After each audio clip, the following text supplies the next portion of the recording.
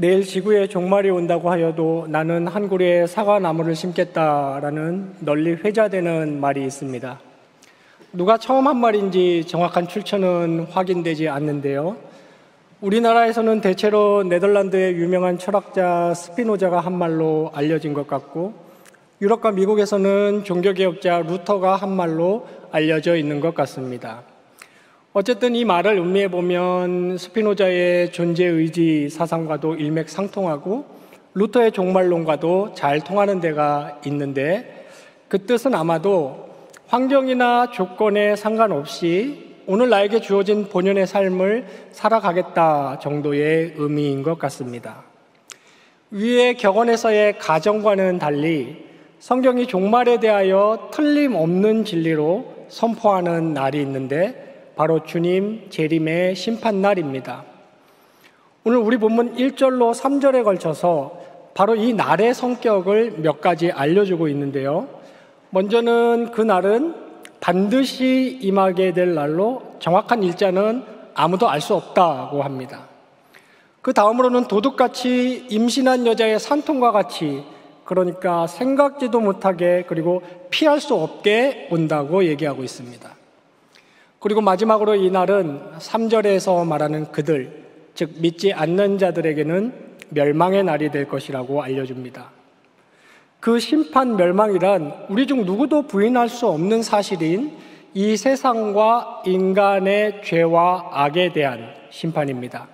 그리고 성경은 그 심판은 정당한 심판이고 완전한 신적 심판일 것이라고 말해주고 있습니다. 그래서 성경은 구약부터 신약에 이르기까지 일관되게 주님이 다시 오시는 이 날을 여호와의 진노의 날, 혹은 하나님의 심판의 날, 또는 어둠의 날 등으로 부르고 있습니다. 그리고 이 날이 임할 때, 그때 사람들의 정서는 이 세상이 평안하다, 안전하다라고 여기고 있을 것이다 라고 얘기해 주는데요. 즉 다시 말해서 주님 재림의 심판날은 사람들이 정치, 교육, 과학 등이 세상의 평안과 안전을 영구히 보장할 것이라고 여길 때, 그리고 신의 심판, 그런 것은 결코 일어나지 않는다는 생각이 만연할 때 밤에 도둑같이 임할 것이다 라고 경고하고 있습니다. 역사의 끝에 모든 사람, 즉 주님 재림 때에 살아있는 자들이나 죽어 땅에 묻혀있는 자들이나 그들의 창조주를 반드시 대면해야 한다는 사실을 성경은 알려줍니다. 그리고 이어서 우리말에는 번역되지 않았지만 이어지는 4절에 그러나 라는 중요한 접속사로 시작을 하는데요. 이와는 반대로 이 심판의 멸망에 해당되지 않는 이들에 관해서 계속 말해주고 있습니다. 오늘 본문 말씀을 통해 온다고 하여도가 아니라 반드시 오는 주님 재림의 심판날에 멸망을 피할 수 있는 이들은 누구이고, 그리고 그들은 어떤 자세로 재림을 준비해야 하는지 함께 상고해 보고자 합니다. 첫째로 주님 재림의 날에 심판에서 구원받는 유일한 길은 하나님의 빛의 자녀가 되는 것입니다. 다 함께 데살로니가전서 5장 4절로 5절과 9절로 10절 말씀을 읽겠습니다. 형제들아, 너희는 어둠에 있지 아니하매 그 날이 도둑같이 너에게 임하지 못하리니 너희는 다 빛의 아들이요 낮의 아들이라. 우리가 밤이나 어둠에 속하지 아니하나니 하나님이 우리를 세우심은 노하심에 이르게 하심이 아니요 오직 우리 주 예수 그리스도로 말미암아 구원을 받게 하심이라. 예수께서 우리를 위하여 죽으사 우리로 하여금 깨어 있든지 자든지 자기와 함께 살게 하려 하셨느니라. 아멘. 바울은 형제들아 라는 따뜻한 말로 시작하면서 데살로니가 교회 교인들은 주의 날에 안전하다는 사실을 확인시켜주고 있습니다. 여기 너희는 3절에 나오는 그들과는 완전히 다른 상황에 놓여 있는 것이죠. 신자들에게는 그날이 도둑같이 임하지 못한다는 것입니다. 즉 주의 재림을 믿을 뿐 아니라 1장 10절의 표현대로 기다리고 있었기 때문에 놀라 당황할 일이 없는 것입니다. 주의 날이 데살로니가 교인들에게는 도둑같이 임하지 못한다는 것은 달리 말해서 그들에게 멸망으로 임하지 못한다는 것을 의미하기도 합니다.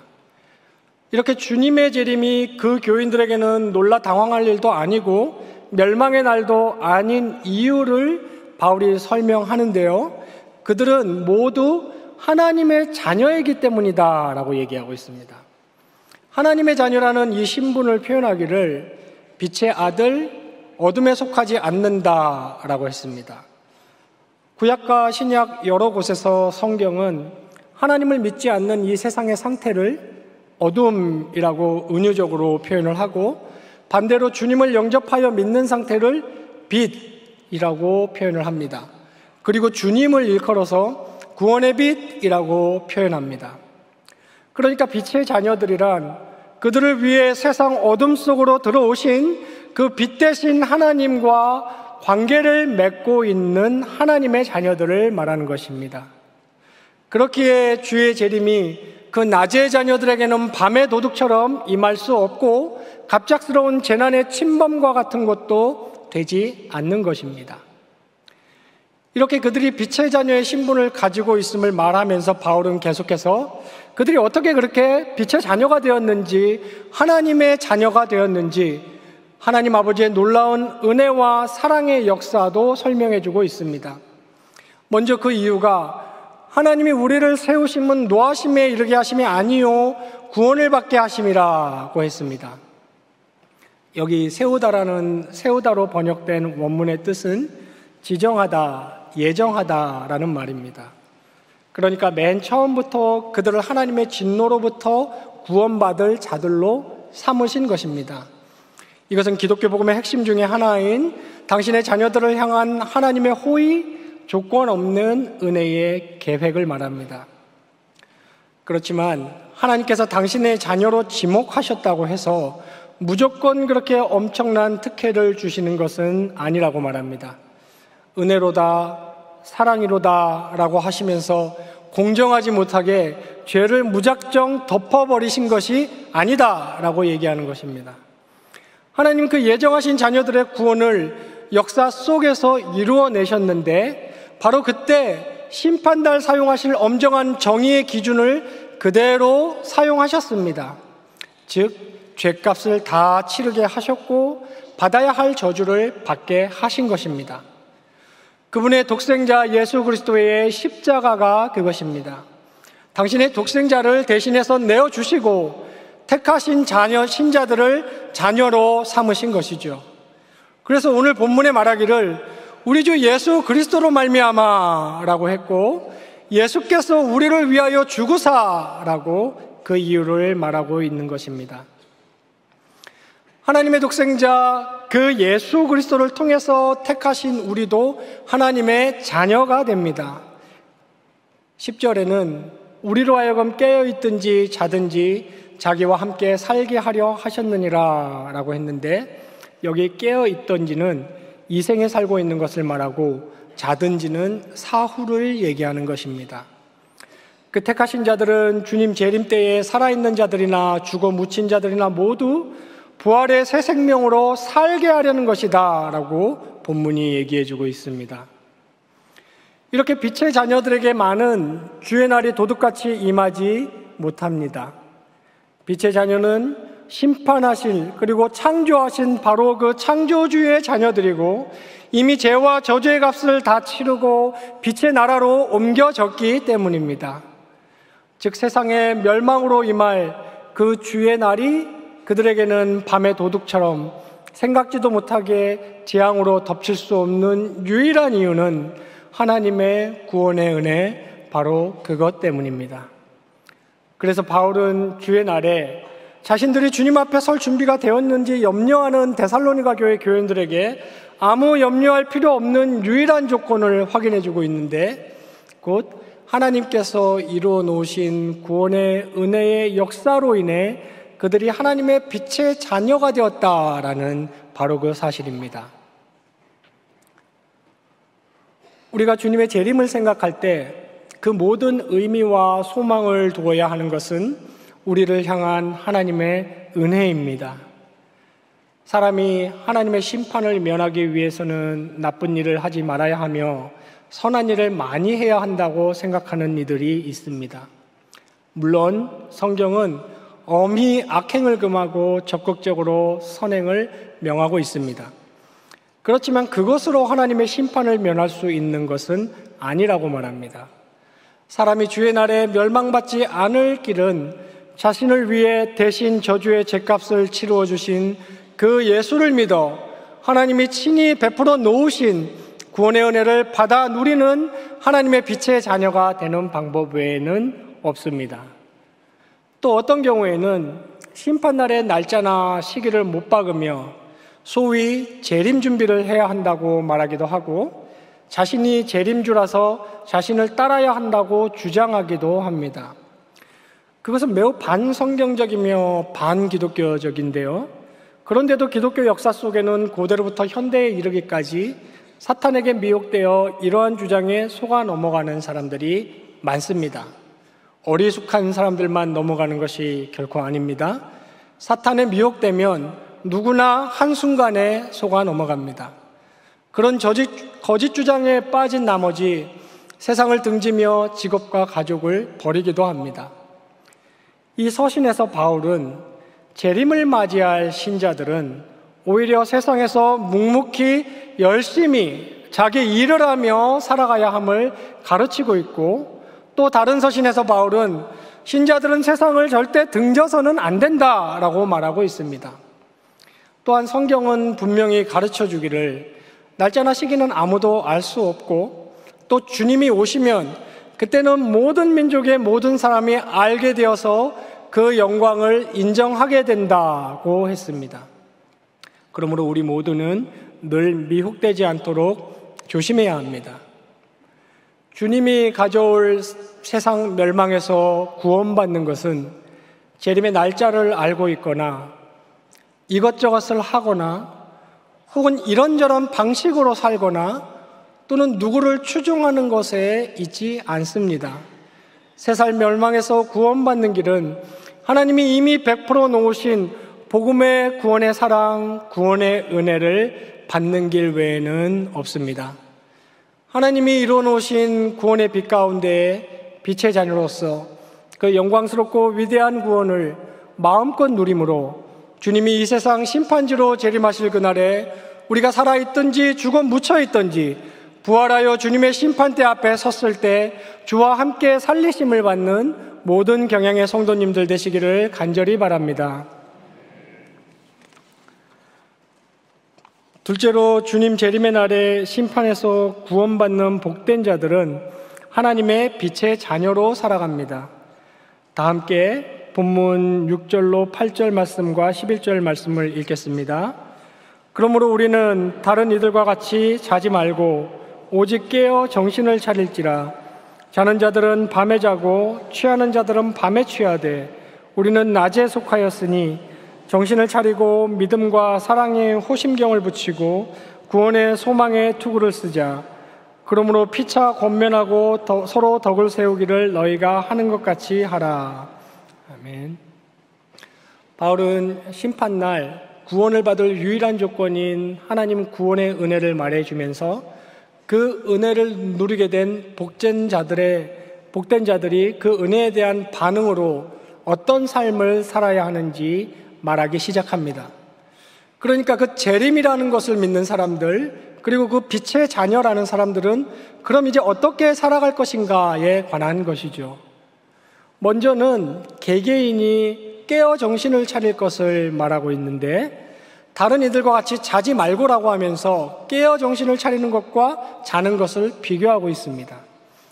여기 다른 이들이란 구원의 은혜를 입지 못하는, 즉 주의 날이 도둑같이 임하여 멸망에 처하게 되는 이들을 가리키는 것입니다.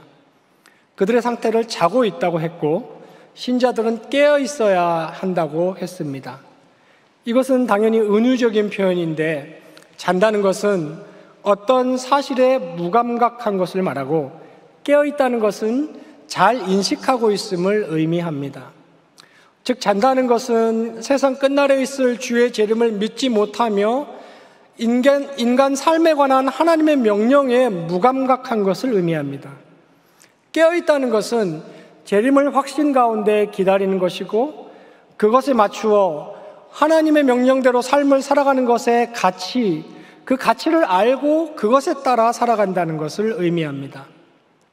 잠들어 있음과 깨어 있음에 보태어서 술의 취함과 정신 차림도 비교하고 있습니다. 앞선 비유와 같은 맥락인데요. 그러니까 본질적인 가치를 가진 것이 아닌 비본질적인 삶의 수단 같은 것들 그 자체에 취해 있는 것을 강조하는 표현입니다. 정신을 차리다의 원문의 뜻은 술 취하지 않은, 분별력 있는 이라는 의미로 많은 영어 역본들에서는 sober라고 번역했습니다.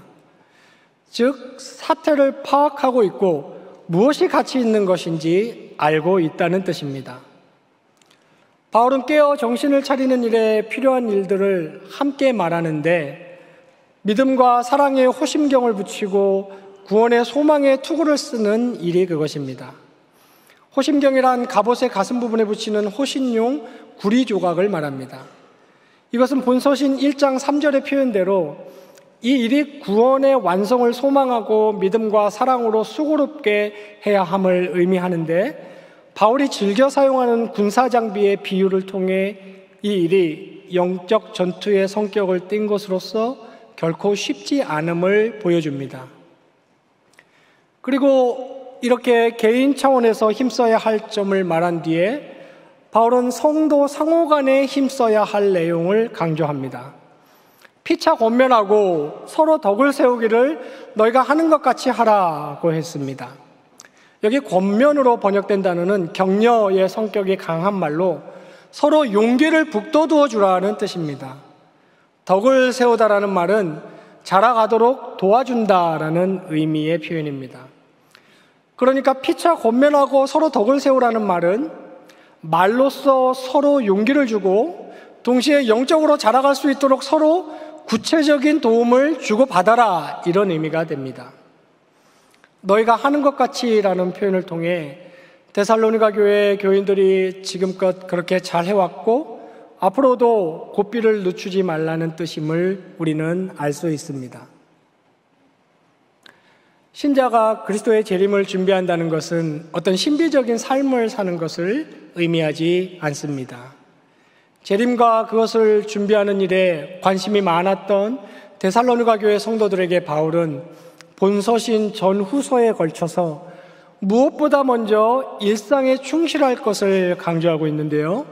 예를 들면 또 너희에게 명한 것 같이 조용히 자기 일을 하고 너희 손으로 일하기를 힘쓰라 라든지 누구든지 일하기 싫어하거든 먹지도 말게 하라 라고 본서신에서 일상에서의 충실하는 삶을 강조하고 있고 이것은 성경의 일관된 가르침입니다. 하지만 오늘 본문은 거기에 더하여 재림을 믿고 기대하는 신자들에게는 더욱 본질적이고 더욱 고차원적이고 더욱 높은 목표에 가치를 두고 살아가야 한다고 말하고 있는 것입니다. 그러면 오늘 본문이 그토록 깨어서 똑바로 맨정신을 가지고 힘써야 한다는 것들은 구체적으로 무엇이겠습니까? 게리 쇼렌이라는 신약학자는 이것들을 본서신 전체의 내용과 오늘 본문 문맥에 따라서 다음과 같이 잘 정리해서 제시했습니다. 전도, 감사, 기도, 사랑의 실천, 부지런함, 성적 순결, 신자 간의 상호 존중이 그것입니다. 그리고 교회의 신자가 이와 같은 가치를 추구하는 일에 깨어 정신을 차리도록 서로 용기를 북돋아주고 영적으로 건강하게 자라갈 수 있도록 도와주어야 한다는 것입니다. 이러한 것들은 하나님의 은혜로운 구원에 대해 나타나는 참신자, 진짜 신자의 중요한 반응이라고 성경은 반복적으로 말합니다. 그리고 하나님은 성도 개인이 거룩한 자가 되도록 건져주심과 동시에 혼자가 아닌 함께 이 거룩한 나라가 되게 하셨습니다. 어둠의 이 세상을 살아가면서 이러한 가치들을 추구하기는 쉬운 일이 아닙니다. 우리 힘으로만 하려고 한다면 저와 여러분 중 아무도 할 수 없을 것입니다. 모든 인간은 타고나기를 거룩함에는 관심이 없고 세속적인 것에 관심이 많기 마련입니다. 하지만 말씀에 순종하고자 겸손히 하나님의 은혜와 도우심을 구하고 그것을 얻으면 할 수 있습니다. 은혜로 우리를 심판해서 건져주신 하나님은 바로 동일한 그 똑같은 은혜로 우리가 이러한 삶을 살 수 있게 해주십니다. 저는 근래에 우리 교회의 역사와 현 주소를 다시금 정리하고 묵상해보는 시간을 스스로 가졌습니다. 경향교회 30년사를 비롯한 몇몇 자료들을 보면서 안에서의 시선으로 확인해 보았고, 또한 한국 교회사적인 입장에서 그리고 객관적인 입장에서의 자료들을 통해서 바깥 시선으로도 보았습니다. 지상교회이기에 당연히 부족한 면이 전혀 없을 수는 없지만 저는 우리 교회는 하나님의 은혜가 차고 넘쳐서 지금껏 정말 잘해왔구나라는 생각이 가슴 깊이 들었습니다. 원로 목사님과 담임 목사님, 은퇴 장로님들과 1세대 성도님들을 위시하여 오늘의 성도님들에 이르기까지 이 서신 서두에서 바울이 표현한 그대로 많은 분들의 믿음의 역사와 사랑의 수고와 우리 주 예수 그리스도에 대한 소망의 인내가 이 교회에 있어 왔구나라는 확신을 가지게 되었습니다. 우리는 두렵고 떨리는 마음으로 자만하지 말고 하는 것 같이 앞으로도 더욱 깨어 정신을 차리고 서로 격려하며 세워주어야 하겠습니다. 그래서 성도 개개인의 삶에 하나님의 은혜와 하나님의 도움이 차고 넘쳐 성령의 재림을 믿고 기다리는 자들에게 가르치고 있는 차원적이고 높은 삶을 살게 되기를 바랍니다. 그러한 성도들이 함께 모여 서로 용기를 북돋아 주고 도와주어서 주님 재림하시는 그 순간까지 나날이 건강하게 성장하고 지상교회의 사명을 다하며 저 천상교회를 향해 계속 힘차게 전진해가는 교회가 되기를 원합니다. 우리 주님 재림하셔서 모든 악과 죄를 심판으로 멸절하시고 죄인된 우리의 구원을 완성해 주셔서 우리의 모든 눈물을 닦아주시고 시름을 끝내주실 날을 믿음과 인내로 기다리며 깨어 정신을 차리고 서로 격려하고 세워주기를 멈추지 않는 경향의 모든 성도님들 되시기를 주님의 이름으로 축원합니다. 성도 여러분, 역사, 생, 구원 등에 대한 관점은 종교나 철학마다 아주 다양합니다. 그중 가장 인기 있는 것 하나는 역사나 사람의 생이 순환한다는 관점입니다. 생이 돌고 도는 것이고 과거나 현재에 어떻게 했느냐에 따라 다음 생의 모습이 정해지고 계속 윤회하여 여러 모습으로 다시 태어나기를 반복한다는 생각입니다. 역사 역시도 그 끝이 없다거나 혹은 끝을 알 수 없이 반복된다고 얘기하기도 합니다. 또한 많은 사람들은 인류의 미래를 밝게 내다보고 있는데요. 정치와 교육과 과학 등이 계속 발전하면서 한데 어우러져 인류를 점점 더 유토피아를 향해 이끌어가고 있다고 주장하기도 합니다. 그런데 성경은 그렇게 말하지 않습니다. 모든 것이 시작이 있고 끝이 있다고 하며 사람도 생의 끝에서는 하나님의 심판대 앞에 서야 합니다. 주님이 재림주로 다시 오실 때 역사도 끝이 나고 모든 죄와 악은 심판을 받습니다. 그때에는 무엇이 다시 돌거나 다른 생이 시작되거나 하지 않고 거기가 끝이라고 했습니다.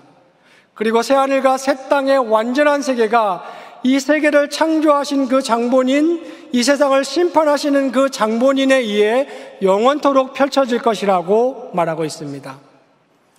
성경은 언제나 현실을 말하고 사실을 알려주고 있는데 문명이 아무리 발전해도 하나님과 인간의 속성은 변하지 않는다고 합니다. 하나님은 완전히 정의로우시고 인간은 타고난 죄성을 떨쳐버릴 수가 없어서 영벌의 심판을 피할 길도 없다는 것입니다.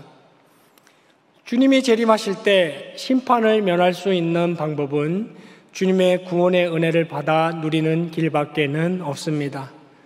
무서운 공의의 하나님은 또한 한없는 자비의 하나님이셔서 아직 구원의 빛, 은혜의 빛이 비칠 때 그 빛으로 나와 하나님의 빛의 자녀가 반드시 되어야 합니다. 그러므로 아무 값 없이 공로 없이 주시는 이 은혜로운 신적 구원의 빛으로 나와 영원토록 이 빛 가운데 거하면서 빛의 자녀로 살기에 힘써야 하겠습니다. 역사와 세상의 끝을 알 수 없고 심판도 없다면 결국 죽으리니 오늘 먹고 즐기면 그만일 수 있습니다.